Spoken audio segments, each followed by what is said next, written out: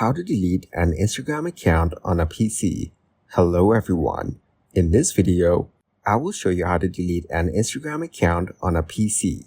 First, navigate to the Instagram site on your web browser. Make sure to log in to your account. On the left side, click the profile option. Next, click the gear icon on the right side and select Settings and Privacy.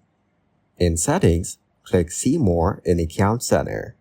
Then, go to Your Information and Permission and select Download Your Information.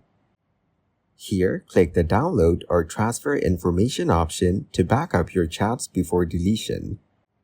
Now, select the Instagram account, click Next, and choose the information options. After that, click Create File to download your information. Then go back and go to Profile Details. Here, click Account Ownership and Control. Next, choose Deactivation or Deletion. Lastly, select your Instagram account, select the option Deletion, and Continue. Your account will be deleted after the given time. Thank you guys for watching this video. Hope you got some value. Make sure to like the video and subscribe to the channel to get notified of new videos. See you in the next one.